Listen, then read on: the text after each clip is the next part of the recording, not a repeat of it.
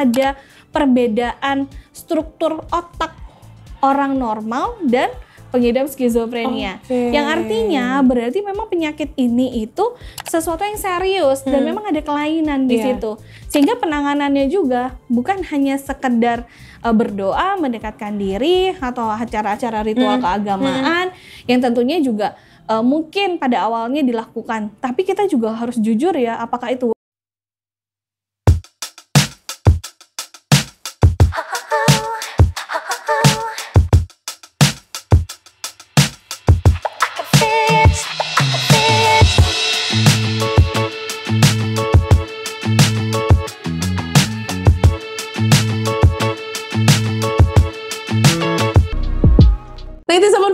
Live FM, we play together. Apa kabarnya players? Mudah-mudahan dalam keadaan yang sehat dan juga bahagia ya.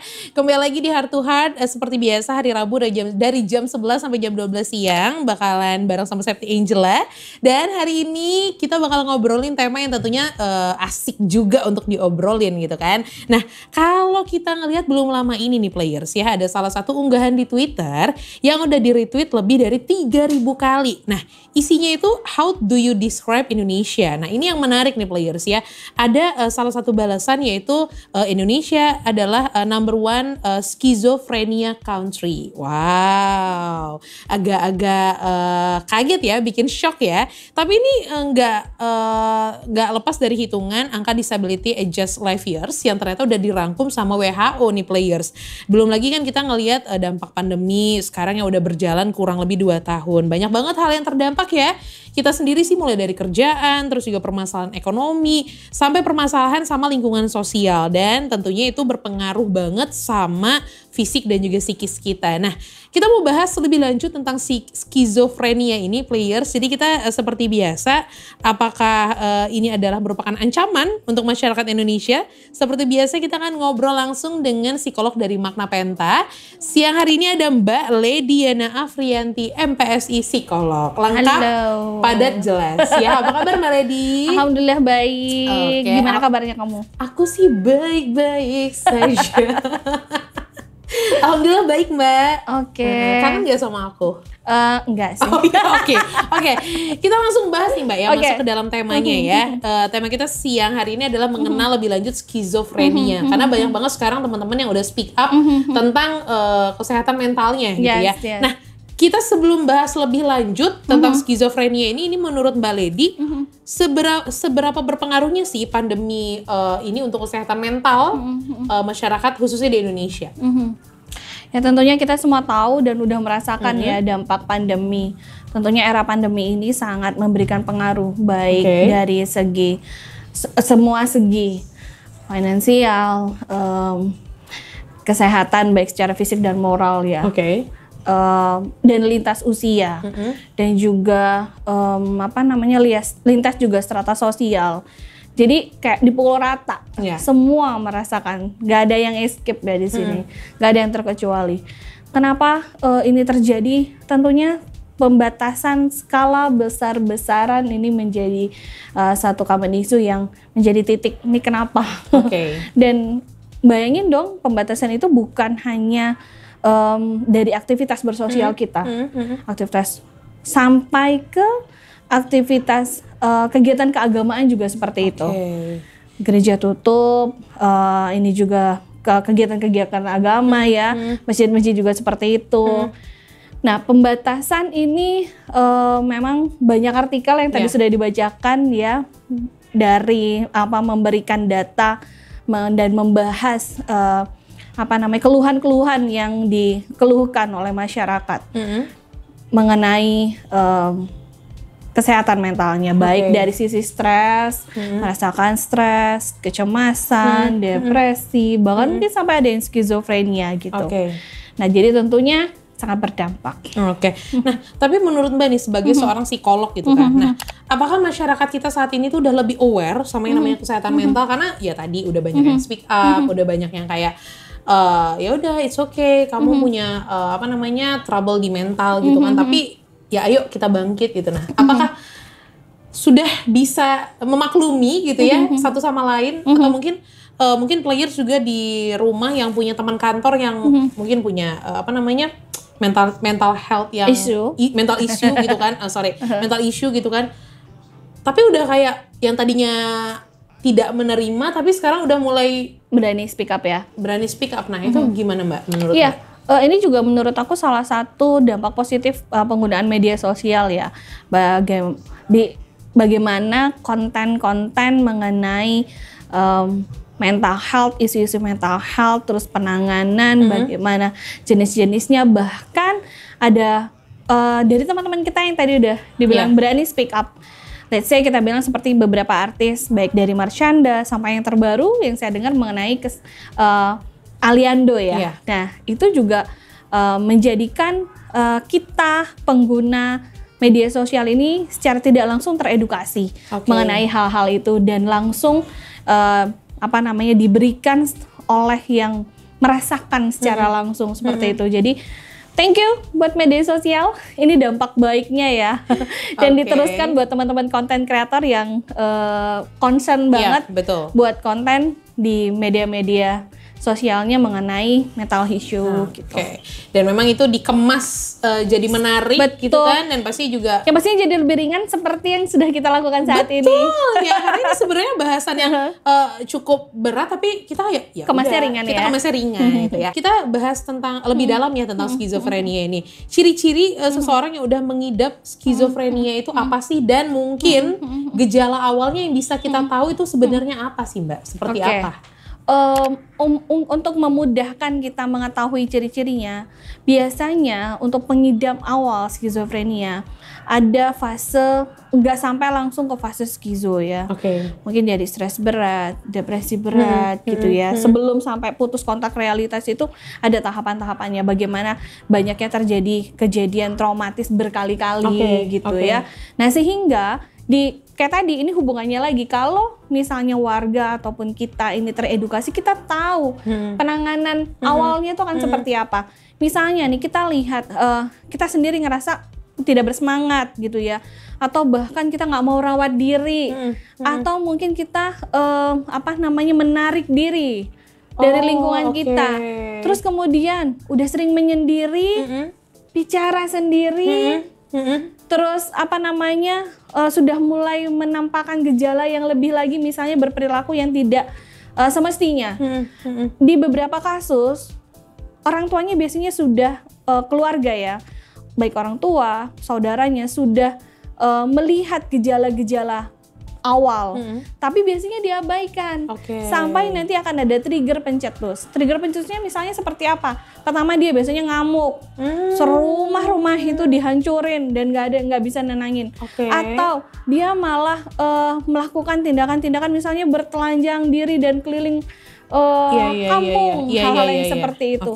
Nah itu baru nanti orang tuanya atau keluarganya akan baru nanti akan dibawa ke rumah sakit jiwa. Nah tentunya kalau kita teredukasi, kita akan tahu ya. Iya betul. Ketika udah ada gejala awal harus apa yang dilakukan. Jangan sampai sudah putus kontak realitasnya, tentunya itu kan prognosisnya akan jadi negatif. Duh ini agak merinding ya saya dengar omongan putus kontak realitas. Artinya dia kayak punya dunia sendiri gitu kan? Iya. Ya artinya ya itu dia tadi deh. Nah, tapi untuk pengobatan yang umumnya itu dilakukan untuk orang-orang yang mengidap skizofrenia ini seperti apa sih Mbak? Karena gini ya, yang tadi Mbak bilang masyarakat Indonesia itu kayak nggak percaya gitu kan sama dunia medis. Kalau misalnya ada terjadi apa-apa, misalnya dia kayak merenung atau kesamber gitu kan, atau ini diinin aja nih dibaca-bacain di ruqyah gitu kan. Ya tapi kita nggak memungkiri juga Mbak, itu adalah satu hal yang beti gitu ya, beda-beda tipis gitu kan. Nah, menurut Mbak nih penanganan pertolongan pertamanya gimana sih Mbak? Yang pasti kalau memang misalnya ya kita bilang daya dan upaya ya, mungkin beda keluarga, beda treatment. Tapi yang pasti ketika memang orang terdekat kita itu punya gangguan mental health, ini tidak hanya bisa diselesaikan dengan ruqyah, atau ini tidak hanya soal kamu jarang beribadah atau tidak dekat sama Tuhan, nggak seperti itu. Dimana kalau kita menelisik mengenai skizofrenia ini memang ada perbedaan struktur otak orang normal dan pengidap skizofrenia. Yang artinya berarti memang penyakit ini itu sesuatu yang serius dan memang ada kelainan di situ.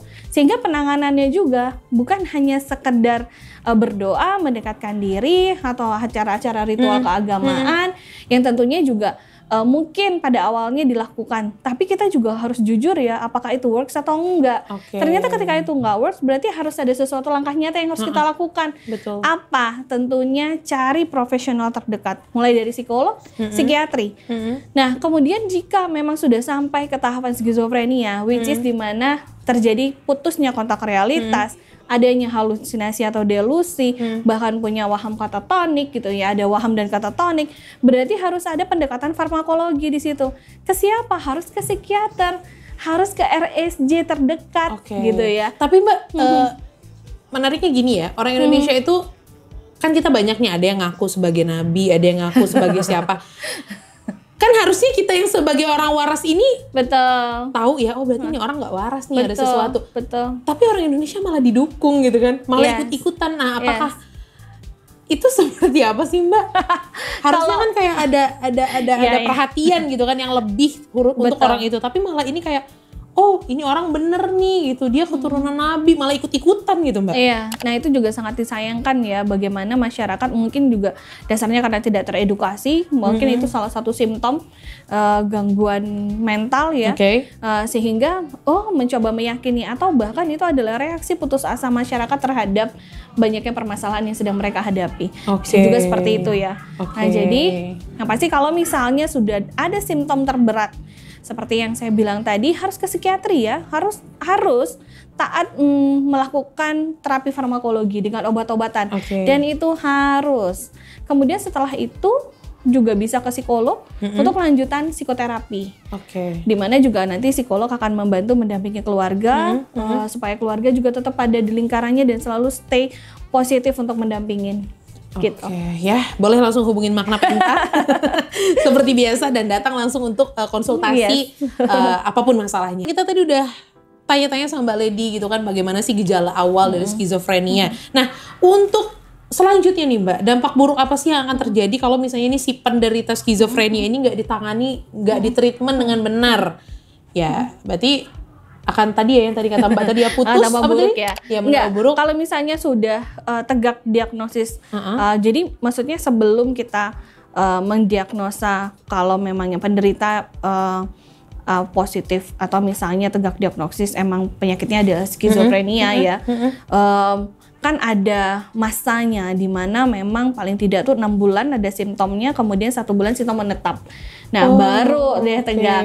Nah, kalau misalnya kita bilang nih ya fenomena pasung ya. Berarti di mana fenomena pasung ini di mana penderita udah positif skizo tapi tidak ditangani dengan benar. Artinya apa? Artinya ya prognosisnya akan negatif dan jauh dari kondisi pulih. Nah kalau jauh dari kondisi pulih, kita lihat ada nggak nih penderita skizo dipasung terus jadi pulih atau bisa kembali ke masyarakat? Nggak ada. Tapi kita bisa lihat bagaimana teman-teman kita yang ada di RSJ mungkin sudah melalui berbagai tahapan treatment pengobatan, lalu mereka bisa berdaya kembali lagi ke masyarakat. Artinya kalau penderita skizofrenia ini ditangani dengan cara yang benar, mereka bisa berdaya dan kembali ke masyarakat.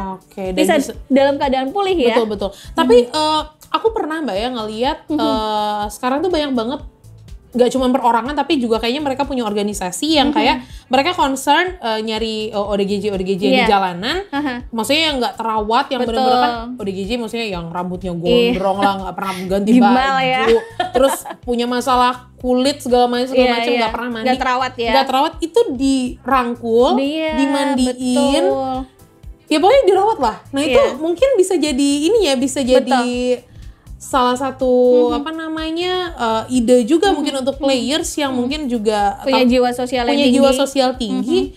Ya bukan cuman mungkin ya ke panti jompo atau apa, tapi juga perhatiin tentang si ODGJ ini gitu loh. Ya itu juga sekarang juga ya aku nggak tahu apa itu namanya, mungkinkah di Kementerian Sosial sendiri mungkin ya salah satu, jadi mereka juga udah concern ya kayak rumah-rumah shelter. Jadi kayak mereka mungkin melihat ODGJ yang ada di lingkungan atau sekitaran jalan itu dievakuasi, dirawat, ya dimasukkan di tempat yang benar, diberi treatment yang baik dalam artian ada obat-obatan, ada pemeriksaan lebih lanjut dari psikiatri gitu kan ya. Nah itu jadi bikin kayak tadi saya bilang pertanyaan gimana kan kalau misalnya nggak dirawat ya tentunya akan jauh dari keadaan pulih dan nggak bisa berdaya. Tapi kalau kita bisa membantu mentreatment dengan benar dan betul kata Septi udah banyak sekarang itu baik dari lembaga-lembaga atau memang hanya punya jiwa sosial yang tinggi. Betul sekali. Dan nantinya juga pastinya patut diapresiasi banget nggak sih? Benar itu patut diapresiasi banget sih tentang jiwa sosial yang gede, jiwa sosial yang tinggi itu. Aku jadi maksudnya kayak nggak bisa ngomong gitu kan karena nyes gitu ya karena banyak banget aku pernah tuh baca ODGJ yang perempuan itu hamil. Itu kan kita kayak miris banget ya, bisa gak sih diganti bahasannya? Miris banget. Gemes ya. Gemes gitu loh sama orang Indonesia memanfaatkan oknum lah ya memanfaatkan situasi tersebut dan pastinya juga ya itu enggak. Betul. Itu nggak oke. Ya itu nggak oke, itu nggak bisa diterima oleh akal sehat lah. Kita jangan mereka aja nggak pernah ganggu kita gitu kan, harusnya kita treat mereka yang lebih baik dong jadi itu. Oke. Selanjutnya Mbak ya. Nah di titik apa nih Mbak kita tuh harus sadar baik itu diri kita sendiri ataupun juga anggota keluarga kita yang mungkin itu butuh bantuan psikolog ataupun juga tenaga ahli gitu Mbak. Jadi kalau diri kita sendiri kan kadang suka denial Mbak. Kadang saya juga sih kalau stres, kalau apa kan, aku baik-baik aja gitu. Ya, I'm fine gitu. Healing aja udah selesai gitu kan. Padahal enggak sih sebenarnya butuh duit sebenarnya. Udah ya ujung-ujungnya, ujung duit sih sebenarnya. Kalau kita bilang screening ya, screening untuk diri kita sendiri ataupun orang-orang terdekat kita itu seperti apa? Lagi-lagi selalu aku bilang punya empati dan punya observasi yang baik untuk melihat perubahan perilaku. Nah, kalau kita orang Palembang kan paling suka ya mau observasi. Ada sesuatu yang aneh kan, langsung yang komen like, share, and subscribe ya. Jadi langsung, nah itu kita bisa gunakan loh gitu loh daya adaptasi kita yang baik itu dimana kita jadinya bisa itu jadi bahan gibah, ya bahan gunjingan gitu. Mengobservasi di sekitar lingkungan kita atau kita mereview diri kita sendiri sudah sampai tahapan apa. Jika memang sudah tidak bisa tidur dengan nyenyak dalam tempo waktu yang cukup panjang. Itu gejala, bisa dibilang gejala awal ya. Kemudian kita mencemaskan banyak hal dan kita mulai memikirkan hal-hal yang gak rasional. Paham gak sih? Hal-hal gak rasional, contoh kecil aja misalnya mau berkegiatan, tapi kita mau berkegiatan kita takut, aduh nanti bawa mobil nanti kecelakaan, nanti apa. Tapi ini menetap ya, selalu akan ada. Nah itu artinya kamu harus jujur sama dirimu sendiri. Kalau kamu udah butuh bantuan profesional, jangan denial, karena kelamaan kamu denial berarti kamu nggak menolong dirimu sendiri. Daripada nantinya jadi parah gitu kan. Betul. Apalagi ada anggota keluarga yang mungkin juga gejalanya juga sama kayak gitu ya. Atau bahkan ada di beberapa artikel itu mengatakan ketika senyuman yang paling tulus itu adalah senyuman dari seseorang yang sedang mengidap depresi. Di mana dia bisa tersenyum di lingkungannya tapi dia sangat merasa butuh bantuan ketika dia merasa sendiri. Nah, sehingga kita benar-benar harus peka sama lingkungan kita. Jadi gunakanlah ya kepekaan kita tuh dengan cara yang positif, dengan melihat perubahan perilaku dari teman-teman atau sahabat kita atau bestie kita nih. Dan kita harus meluangkan waktu dan approach untuk menanyakan apa yang terjadi, apa yang bisa aku bantu. Walaupun mungkin yang ngerasa enggak kok, aku nggak apa-apa, kamu mungkin bisa bilang oke, someday kamu butuh aku, kamu bisa call aku kapan saja, itu udah sangat membantu. Tapi mungkin ada juga Mbak yang bisa dibilang emang sifatnya kayak gitu. Gimana sih cara ngebedainnya? Yang kadang kita udah kayak kita care sama dia tapi lama-lama ngelunjak gitu. Itu bukan skizofrenia itu ya. Ya pasti itu maksudnya dia nggak. Jadi gini loh, screening awal itu adalah bagaimana kita mendeteksi sesuatu di lingkungan kita, sesuatu yang berbeda dari awal. Tapi kalau sudah dilakukan pertolongan pertama dan itu menetap, ya itu artinya sudah mungkin membentuk kepribadian tertentu ya. Gitu. Berarti ya udah biarin dia nolong diri sendiri. Bye gitu kan, Jauhin aja, itu toxic berarti ya. Bisa jadi. Oke deh, seru banget ya bahasan kita hari ini, siang hari ini tentunya, dan mudah-mudahan juga membuka pikiran players, bener, wawasan players di rumah tentang apa sih itu skizofrenia, dan pastinya juga tetap aware sama mental health masing-masing, dan juga lingkungan sekitar kita gitu kan. Jangan denial kalau misalnya memang sudah merasa butuh bantuan, I'm not okay, jangan bilang I'm fine gitu kan ya. Silakan hubungi Mbak Lady dan tentunya di Makna Penta ya. Banyak banget kontak di bawah ini karena banyak banget psikolog-psikolog profesional yang pastinya akan bisa membantu players semua ya. Oke, terima kasih players untuk hari ini, dan jangan lupa untuk terus mendengarkan Heart to Heart bersama Makna Penta, konsultan psikolog setiap hari Rabu jam 11 siang di 975 Play FM, dan Anda juga bisa menonton YouTube kita di 975 Play FM. Bisa like, comment, dan subscribe, dan have a nice day. Untuk belum Bu untuk yang namanya komen tema apa sih yang bakal kita bahas, request ya tema. Betul, request tema. Mungkin players ada yang mau request bahas tentang baby blues dong, atau bahas tentang suami saya nih yang nggak pernah peka sama saya gitu kan. Boleh ya, karena di Makna Penta itu ada semua ya, konsultasi psikolog pernikahan, psikolog anak, itu ada semuanya lengkap ya. Saya Angela pamit dulu players. Mbak Lady, terima kasih banyak ya atas waktunya hari ini ya. Nanti kita bisa ngobrol lagi, dan pastinya juga tetap mendengarkan Heart to Heart di setiap hari Rabu ya. Saya Angela pamit dulu players. Have a nice day and have a nice play.